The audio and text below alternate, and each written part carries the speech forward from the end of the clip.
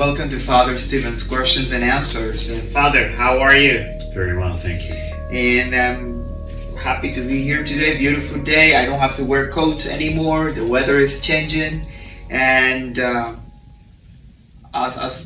least today is a nice day. Thanks be to God.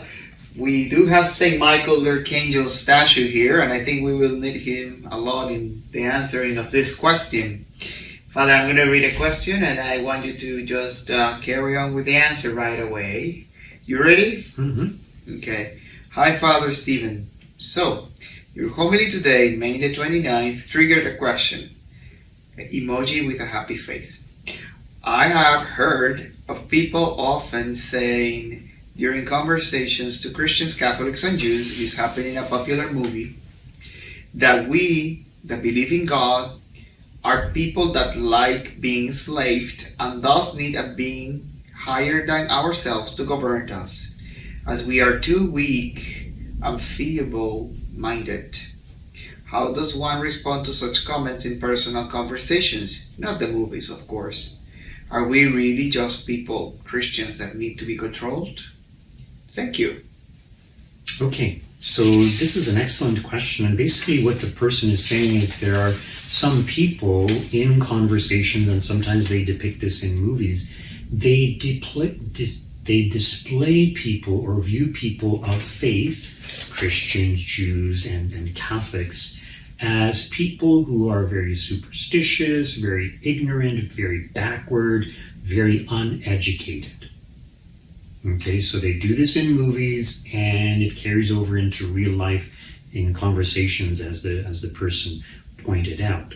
So first of all, I want to point out that when it comes to science and education, the Catholic Church is in the forefront of education. In fact, there have been many famous Catholic scientists who were also religious. So for example, Gregor Mendel, it's actually Father Gregor Mendel. Correct. He is the founding father of genetics. Mm-hmm. Okay, so he advanced genetic studies. And in fact, the scientist who presented the theory of the Big Bang was also a Catholic priest. What was his name? Demetra? I think it's Demetra. I think so. Demetra, yeah. There are many others. Even Pasteur was a Catholic, mm-hmm. And so many scientists. So when it comes to science and education, even historically, when we think of the monasteries were centers of learning. So recall that in the olden days, people didn't have education or educational systems the way we have now. So these monasteries, they would establish themselves in a certain area. The monks would develop the land, but the monks would also teach the people. And they had many books. They were also the people that they went to for kind of herbal medicines. So the monks were they served as doctors, as advisors, as educators, teachers. Translators as well. Right. And modern day universities are actually developed from this system of education, which a lot of people don't know. And when it comes to the church's belief system, what do we base our faith on? So we say that we have the scriptures and sacred tradition, but we also see science or rational reason as also one of the ways in which God reveals truth to us. So as Catholics, we are not at all opposed to science and advancements in technology and things like that. We believe that science actually supports our faith.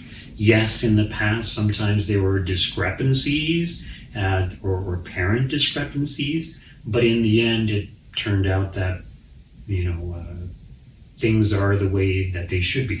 One of the areas that often people refer to is the Galileo case. And the media has totally misrepresented the Galileo case. So the problem with Galileo wasn't his proposal of the idea of the sun being at the center of our solar system, because that had already been introduced by Copernicus, and the church had no problem with that. The problem with Galileo was that he was a scientist. He was actually being funded by the Pope. So the Pope at that time, and many Catholics scientist Catholics, wanted a good system to be able to determine when Easter would be. So having an accurate calendar, which they based on the stars, the moon, and all these things, was very important for the church. So they had different models. Galileo just happened to come up with another model, which was also the same model as Copernicus before him. But the problem is that Galileo made some propositions that were unscientific, and because of that, the scientific community, which happened to be Catholic also, rejected his proposal.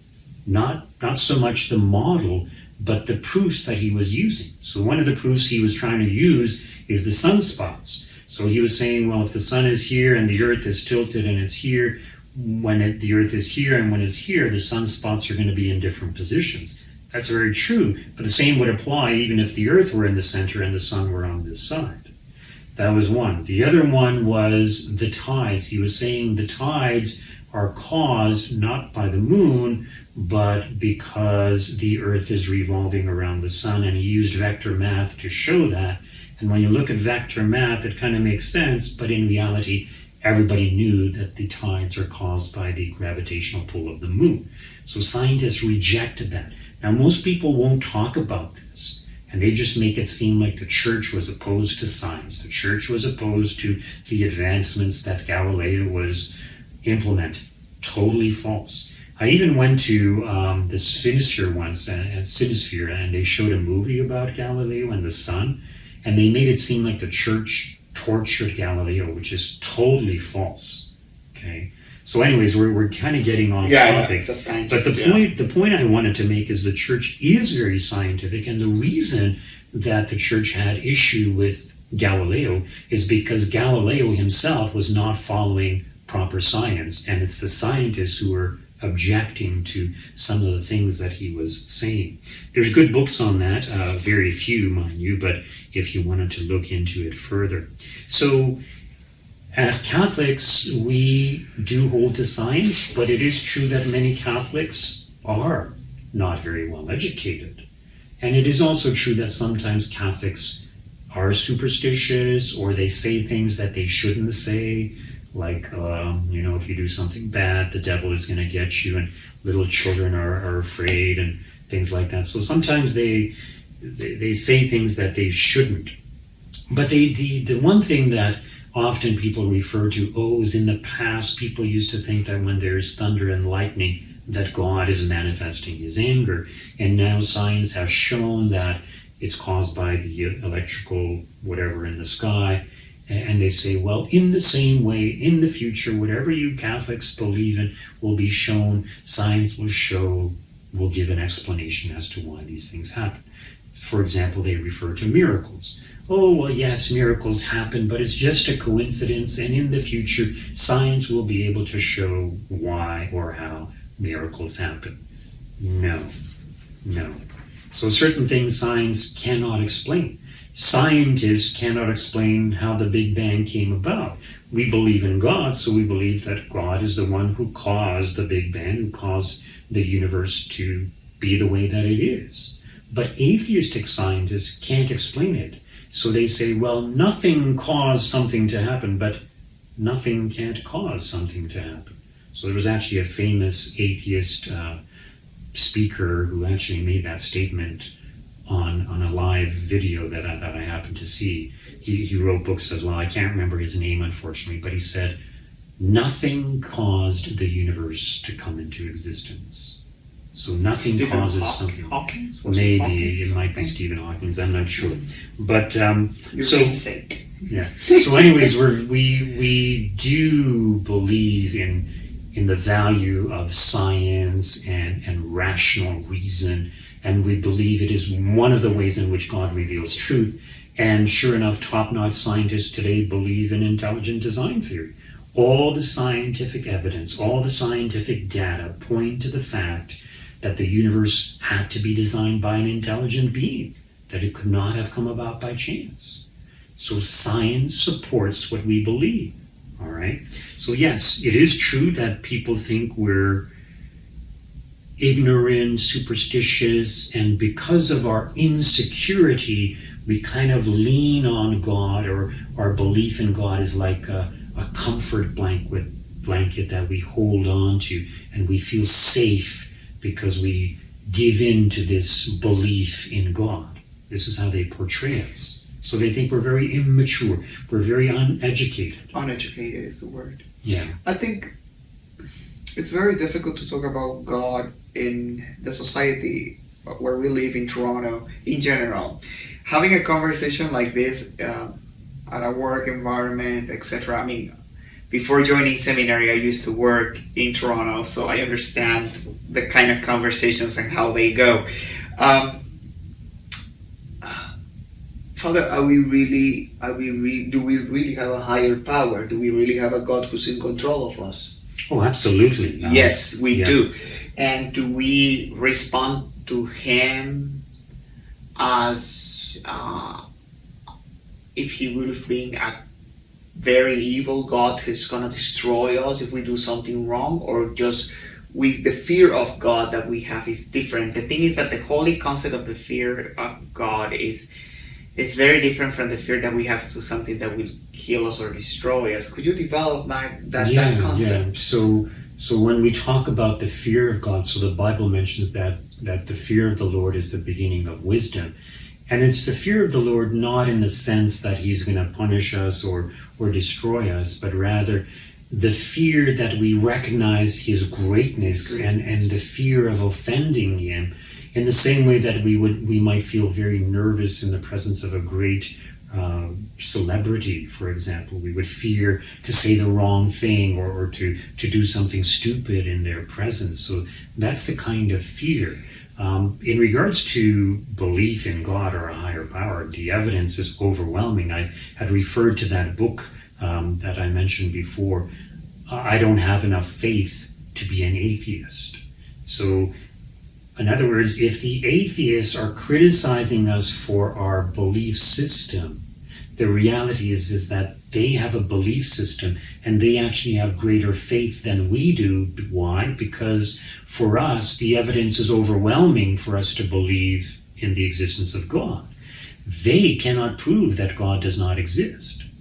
They cannot prove many of the things that they hold to. So in other words, they have far greater faith to believe that the universe was created by nothing. So nothing created the universe.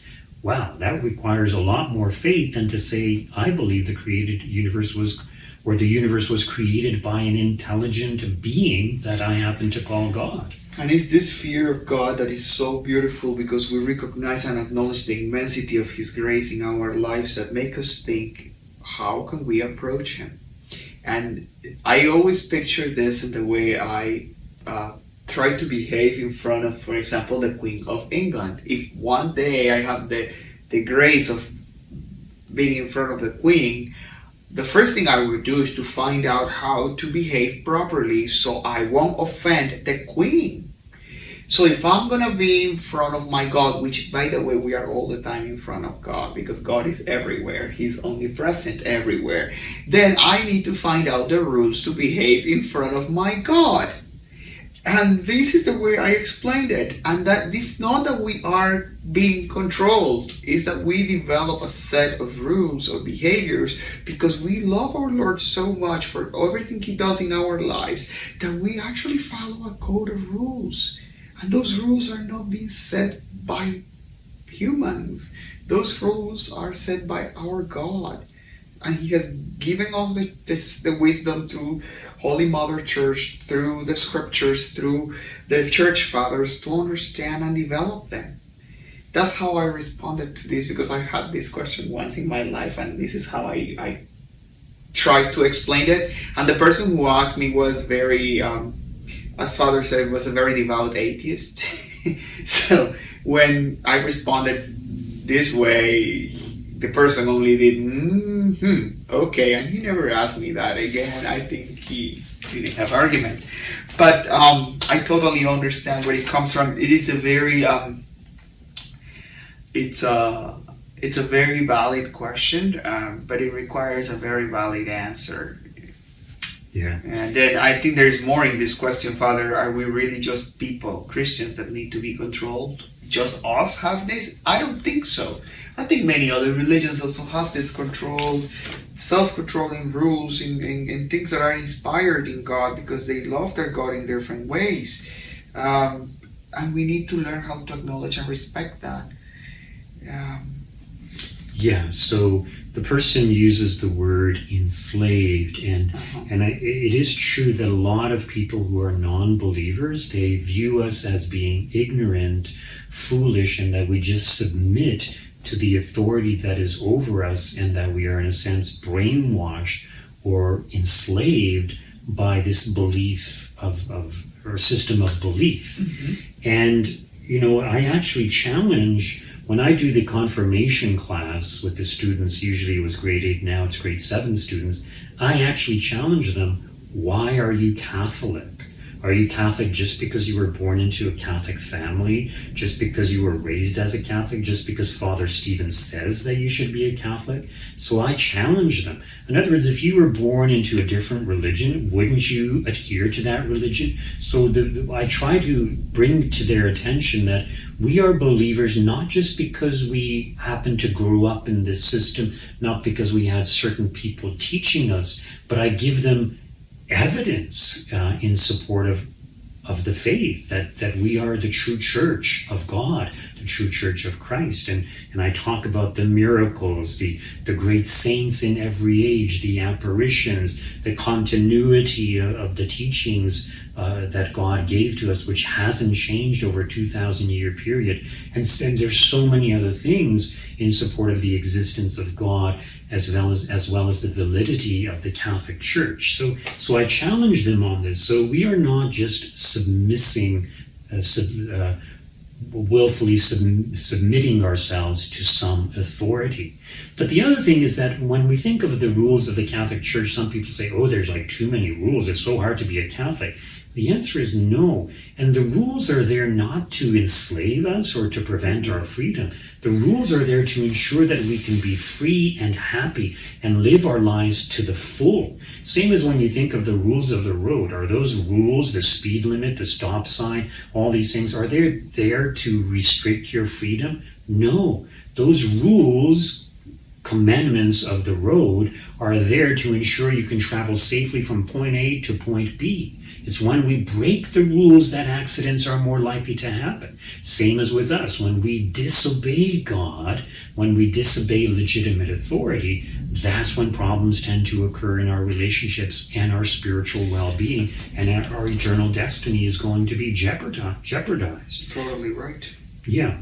In regards to being enslaved, I think the reality is that true believers are the ones who have true vision, that see the world as it really is, that see moral issues as they really are.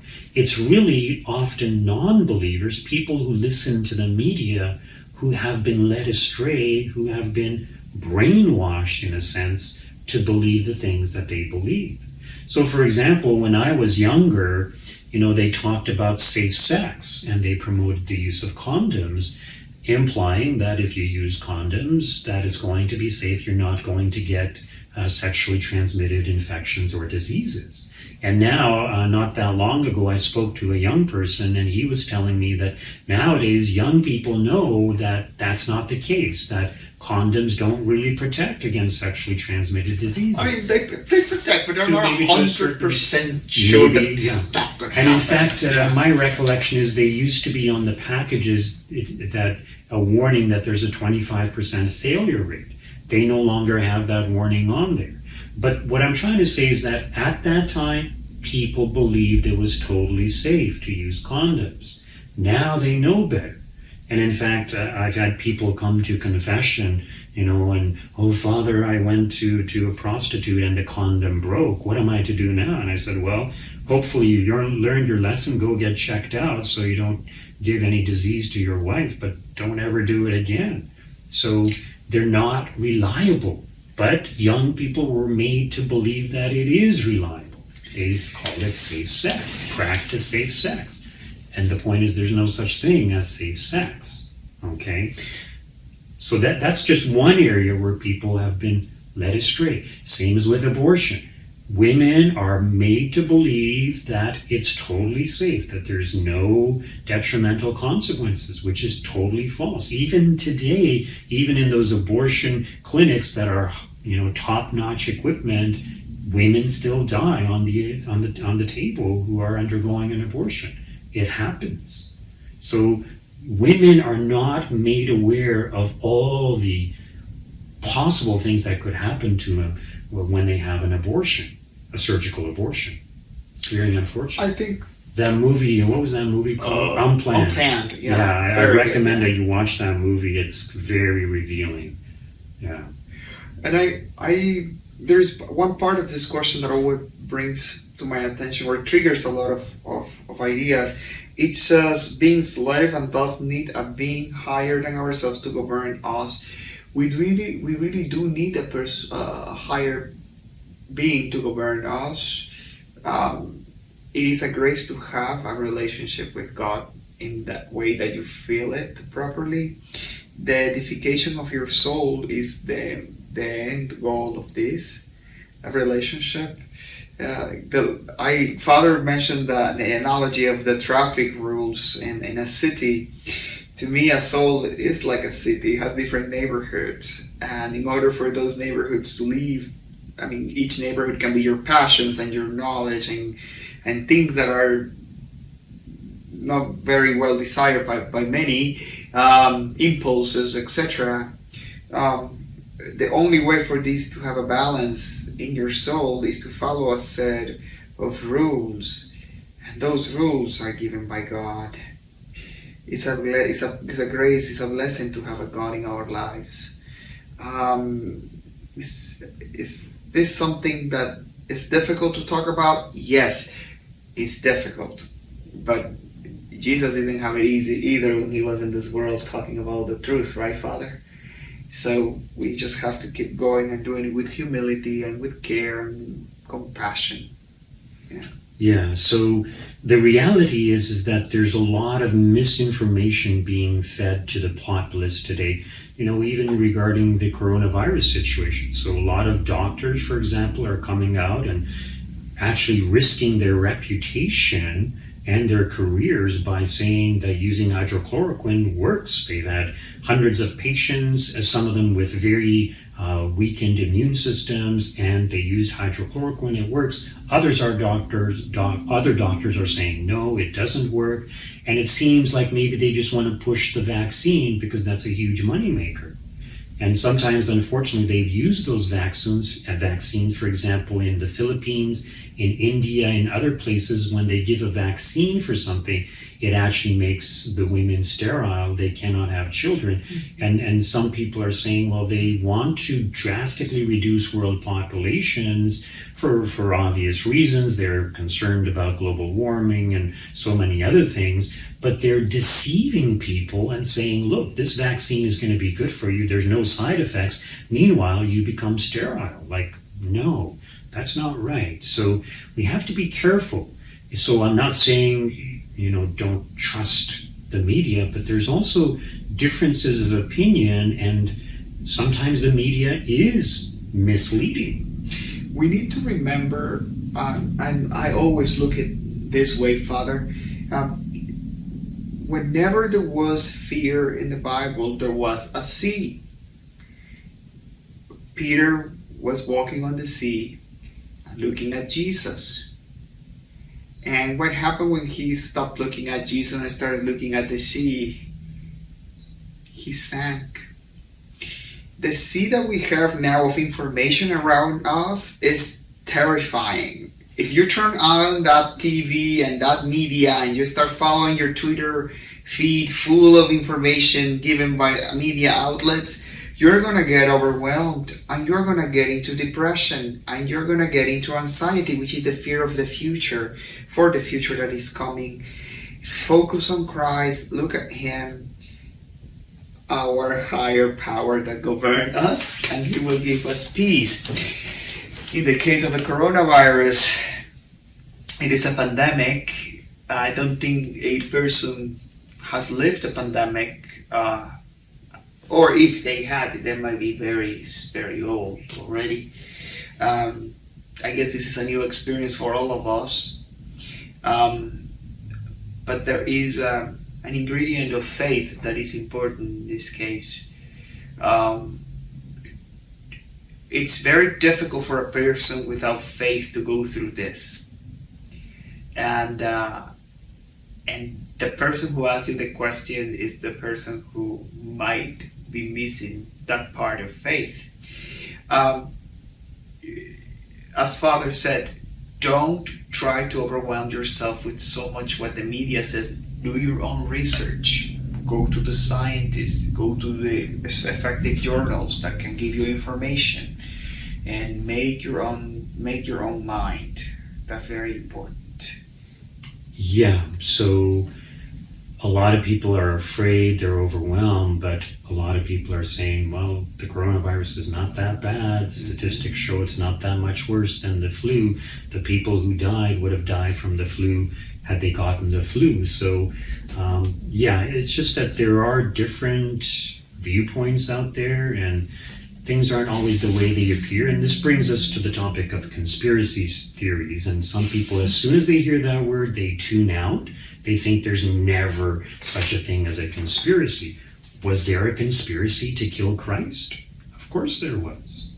Is there a conspiracy to get Trump kicked out of office? Of course there is. And that was evident from day one. Now, some of these things are so obvious, people wouldn't call it a conspiracy, but sometimes it's not so obvious. So, for example, with the JFK shooting, some people said that Oswald was set up, that he couldn't have done it. So I even went to the museum somewhere in Texas when I was visiting my sister in the US, and her husband, who's an airline pilot, he was in the military, he was an Air Force pilot, and so he knows about guns, and he said he could not have reloaded the type of gun that he was using so quickly, so there had to be another shooter. And in fact, I heard there's a book out that kind of confirms that Oswald was set up. And if you remember, he was shot before he was brought to trial. And not only that, I think there were 14 key witnesses of the shooting, and all of them within the year after the shooting died mysterious,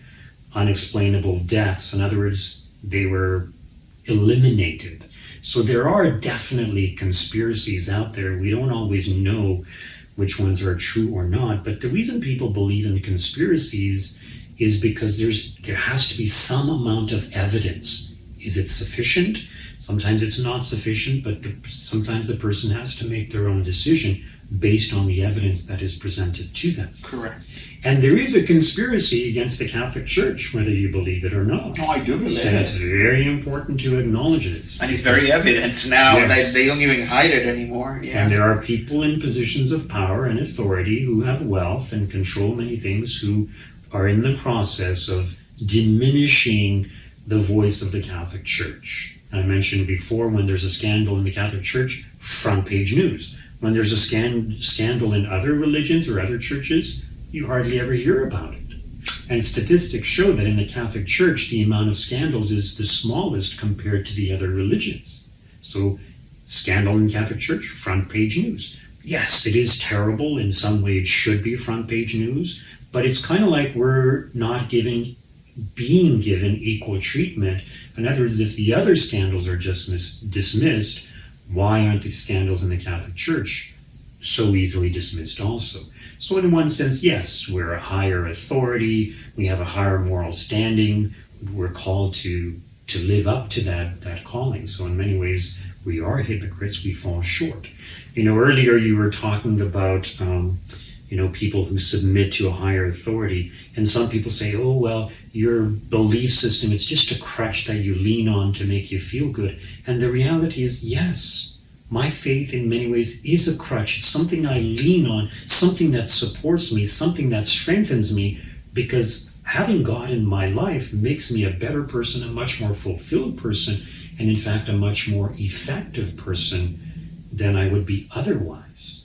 Sometimes I think about these atheists and, what's their view of life? And it must be so blah, like all they can hope for is present pleasures and happiness, and there's no future to look forward to.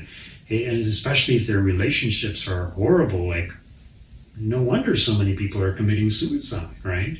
Because they just give in to despair. They have no hope for the future. We have hope not just for the present future, but for eternity. So having faith is wonderful. But I wanted to read to you from an encyclical, and this encyclical is referred to as Humanum Genus, which is Latin, I believe, for the human race. But it's an encyclical by Pope Leo XIII.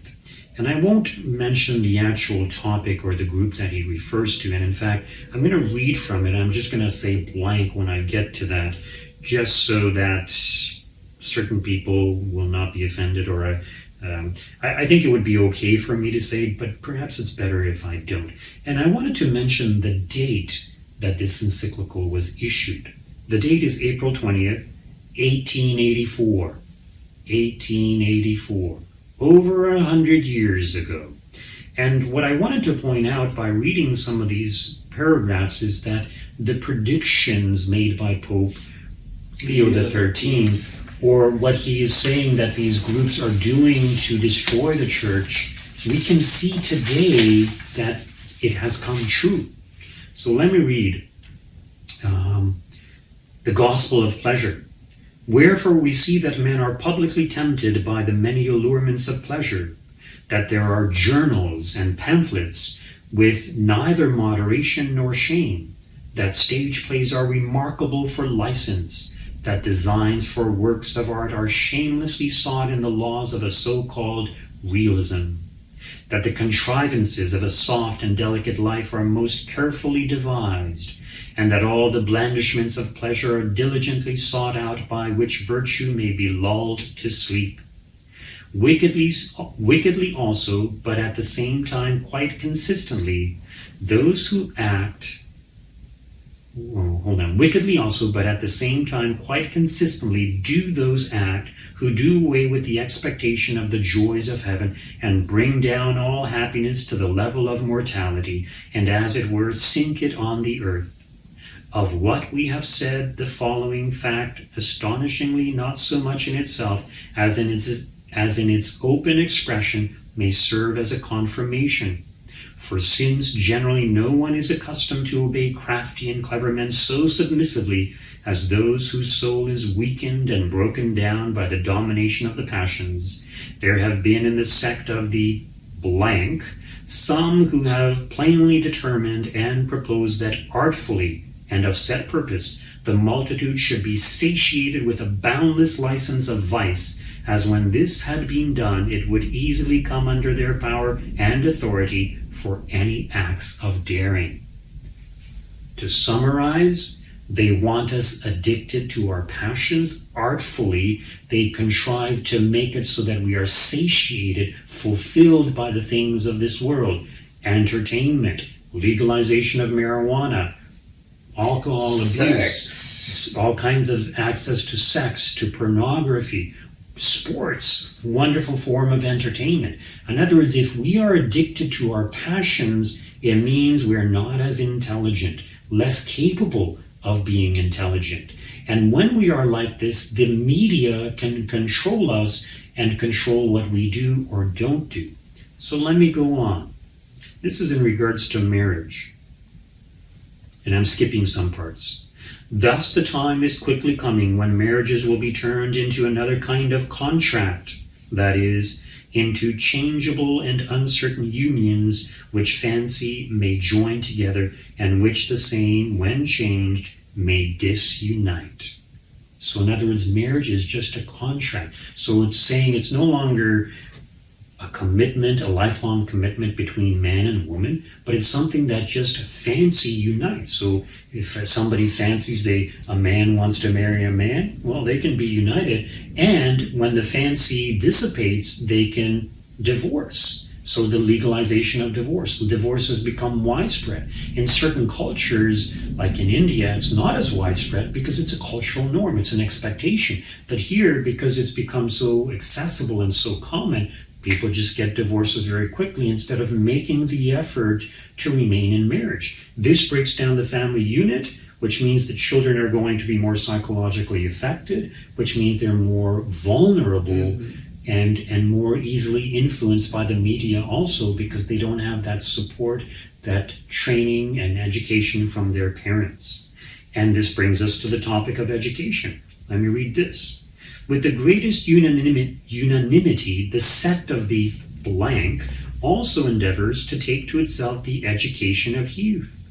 They think that they can easily mold to their opinions that soft and pliant age and bend it whither they will, and that nothing can be more fitted than this to enable them to bring up the youth of the state after their own plan.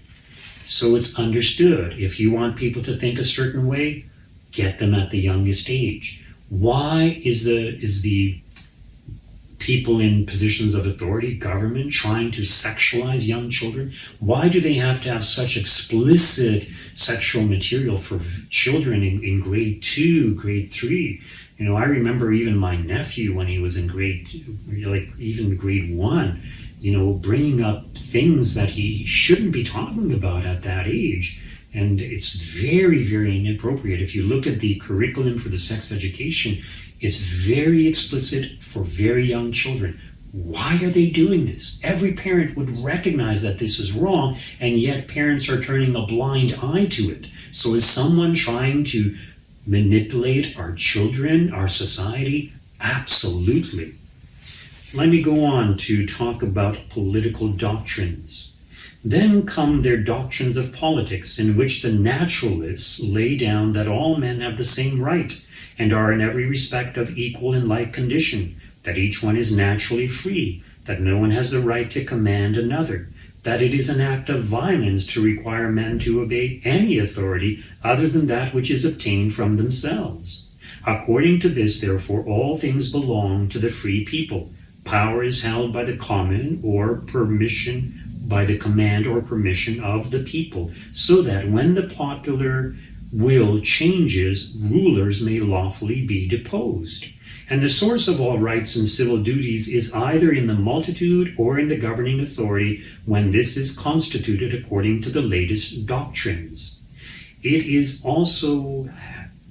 held also that the state should be without God, that in the various forms of religion there is no reason why one should have precedence of another, and that they are all to occupy the same place. So first of all, it's talking about equal rights. But then it goes on to say that what that entails is that there should be no authority to dictate how people live their lives, that it should be just based on your own personal whim. Mm-hmm. And this is relativism, which has become very relevant in modern times. Whatever you believe is right for you, oh, well, that's okay. If you think abusing children is okay for you, well, that's okay for you. No, it's not okay. It's wrong to abuse anyone. So, and it goes on to say that popular opinion, in other words, if all the people decide that something is right, let's say the legalization of marijuana, then that should be declared right, even though it's wrong. And that's not good. So St. Augustine, that quotation that wrong is wrong, even if everyone is doing it, and right is right, even if no one is doing it. So it's saying that we shouldn't be governed by a church. We shouldn't be governed by objective morality. But whatever you feel is right is the right thing for you. No, that's wrong.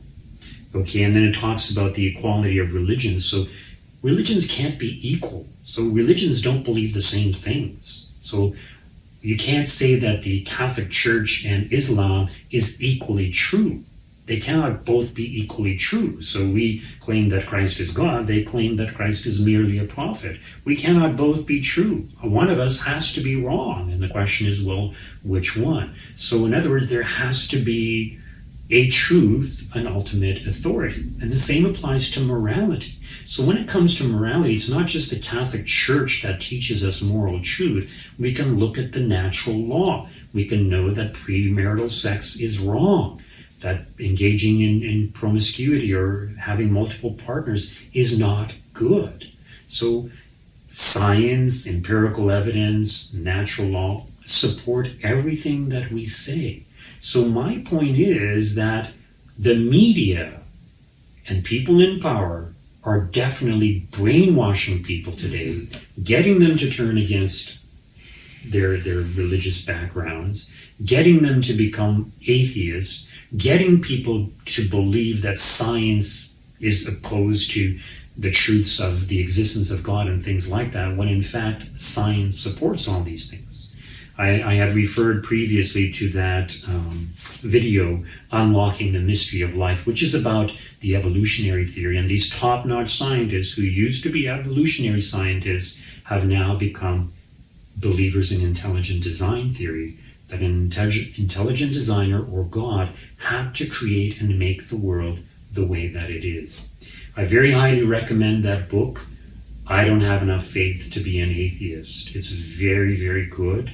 It's two Protestant authors. It's very logical. There are some things that we would dispute because of our Catholic position. For example, they refer to the brothers of Jesus, whereas we would say they are clearly the cousins as shown from the Bible. And the other thing they say is that miracles only happen when God is revealing something new, whereas we as Catholics, we believe miracles happen in every age because we are the true Church of God. So that we have so much evidence in support of our faith.